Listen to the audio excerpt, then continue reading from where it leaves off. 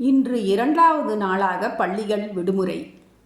பிள்ளைகள் எல்லாம் ஒரே மகிழ்ச்சியில் இருக்கிறார்கள், ஆசிரியர்களும் தான். ஆனால் பல பேர் கவலையில் இருக்காங்க.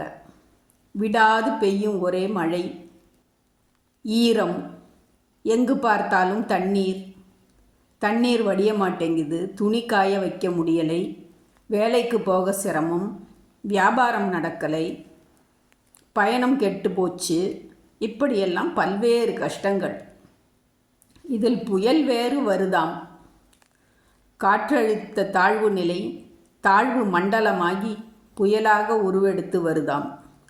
பேர் கூட வச்சாச்சு, பெங்கால் புயல். ஆமாம், இந்த புயலுக்கெல்லாம் யாரு, எப்படி, ஏன் பெயர் வைக்கிறாங்க? பெங்கால் என்ற இந்த பெயரை சவுதி அரேபியா முன்மொழிந்துள்ளது.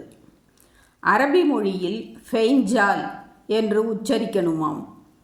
தமிழ்நாட்டில் வரும் புயலுக்கு ஏன் சவுதி அரேபியா பேர் வைக்கணும் அப்படின்னு கேட்குறீங்களா? புயலுக்கு பேர் வைக்க ஒரு குழுவே இருக்குது. அதுக்குன்னு விதிமுறைகளும் வகுக்கப்பட்டிருக்கு. உலக சுகாதார நிறுவன அமைப்பை WHO சொல்கிறோம் இல்லையா? அதுபோலவே WMO என்று ஒரு ஐக்கிய நாடுகள் அமைப்பு உள்ளது. வேர்ல்டு மீட்டியோரோலாஜிக்கல் ஆர்கனைசேஷன், உலக வானிலை இயல் அமைப்பு.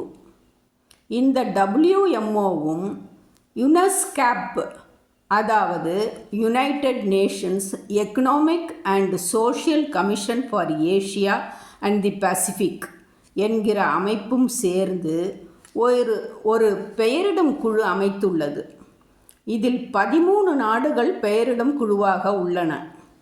அவை ஆல்பபெட்டிக்கல் ஆர்டர், அதாவது ஆங்கில எழுத்து வரிசைப்படி உள்ளன.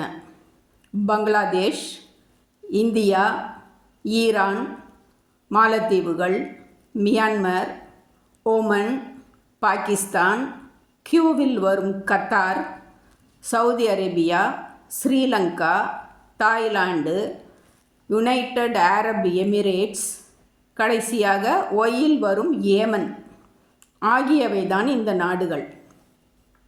இந்த 13 நாடுகளும் தான் டிராபிக்கல் சைக்ளோன்ஸ், அதாவது வடக்கிந்திய பெருங்கடல், வங்காள விரிகுடா, அரபிக்கடல் ஆகிய பகுதிகளில் உருவாகும் புயல்களுக்கு பெயர் வைக்கும் உரிமை பெற்றுள்ளன.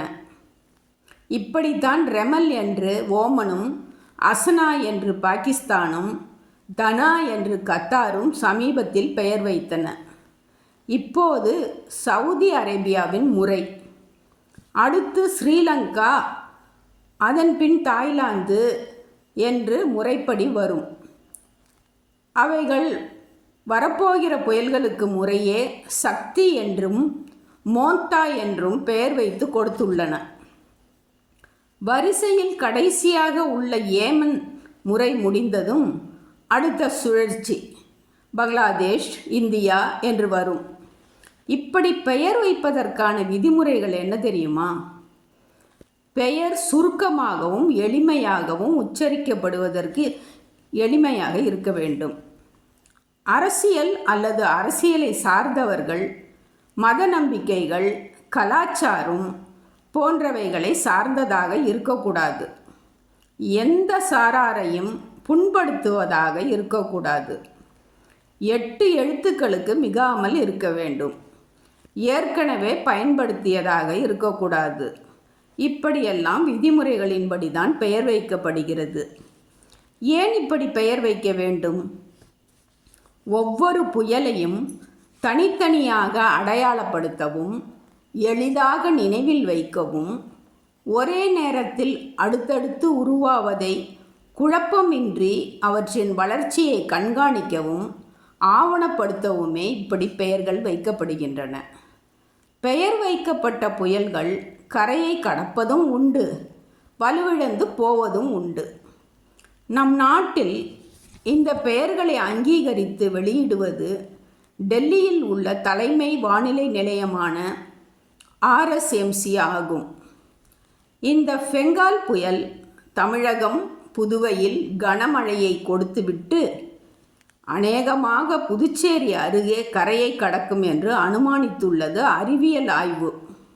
ஆனாலும் அறிவியலை தாண்டியதல்லவா இயற்கை? பொறுத்திருந்து பார்ப்போம். அதுவரைக்கும் ஆனந்தமாக விடுமுறையை அனுபவியுங்க மாணவர்களே.